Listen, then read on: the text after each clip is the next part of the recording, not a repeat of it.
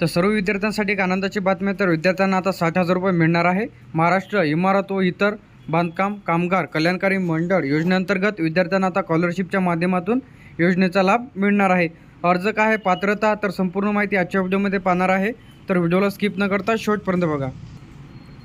तर बांधकाम कामगाराची मुले शाळेत असतील इयत्ता 1ली ते 7वी पर्यंत प्रत्येक वर्षासाठी प्रत्येकी 2,500 रुपये मिळणार आहेत। त्यानंतर इयत्ता 7वी नंतर मुलांना 8वी ते 10वी साठी प्रत्येक वर्षाला तब्बल 5,000 रुपये त्यांना जी काही रक्कम आहे ती मिळणार आहे।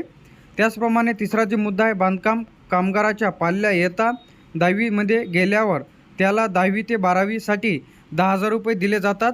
फक्त एक अट आहे की पाल्याने 10वी तसेच 12वी मध्ये 50% पेक्षा जास्त गुण घेतलेले असावे, तर अशांना 10,000 रुपये इथं मिळते।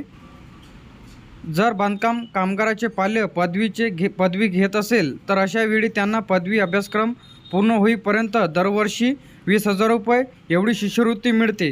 त्यानंतर बांधकाम कामगाराचे पाल्य जर मेडिकल कॉलेजमध्ये शिकत असेल तर अशा वेळी प्रत्येक वर्षी त्याला 1,00,000 रुपये मिळत जाते। जर तुम्ही मेडिकल वगैरे जर करत असाल तर तुम्हाला दरवर्षी 1,00,000 रुपये बांधकामगार योजनेअंतर्गत तुम्हाला मिळणार आहे। जर अभियांत्रिकी पदवीसाठी कामगाराचा पाल्य शिकत असेल तर त्याला दरवर्षी 60,000 रुपये इतकी आर्थिक मदत केली जाते।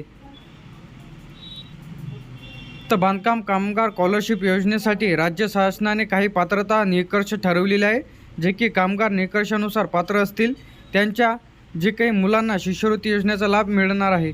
तर व्यक्ती हा बांधकामगार असावा। त्यानंतर अर्जदाराने बांधकाम कामगार योजनेसाठी अर्ज सादर केलेला असावा। तुम्ही जर अर्ज सादर केलेला नाही तर तुम्ही यासाठी अपात्र ठरणार आहे।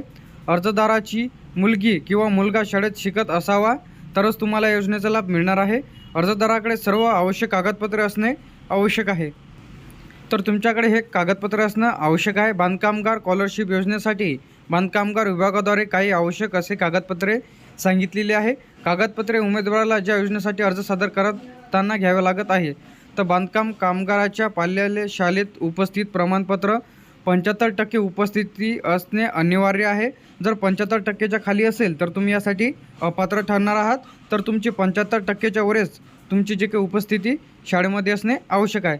शाळेचे किंवा विद्यापीठाचे बोनाफाईड प्रमाणपत्र जे की तुम्हाला शाळेमधून मिळते, तुम्ही शाळेमधून तुमचं जे काही बोनाफाईड आहे ते घेऊन या। त्यानंतर बांधकामगाराच्या पाल्याचे आधार कार्ड तुम्हाला इथे लागणार आहे। स्वयं घोषणापत्र तुम्हाला आपल्या पोर्टलवरती बघायला मिळेल। त्यानंतर रेशन कार्डची प्रत, तुम्हाला असे एवढे काही डॉक्युमेंट्स लागणार आहे। तर तुम्ही जर या योजनेचा लाभ घेऊ शकता तर आजच अर्ज करा। अर्ज कशा प्रकारे करायचा आहे, त्यानंतर त्यांना सायकल, भांडी, तर अशा भरपूर योजनेचा लाभ त्यांना आता बांधकामगार कल्याणकारी योजनेअंतर्गत मिळणार आहे। तर त्याचा योजनेचा वाटपसुद्धा सुरू झालेला आहे। जर तुम्ही नोंदणी केलेली नसेल तर लगेच नोंदणी करा। नोंदणी कशा प्रकारे करायची आहे, पुरेपूर व्हिडिओज आणि सर्व नवीन अपडेट्स तुम्हाला आपल्या OMT इन्फॉर्मेशन टेक यूट्यूब चॅनलला बघायला मिळेल। तर आपल्या चॅनलला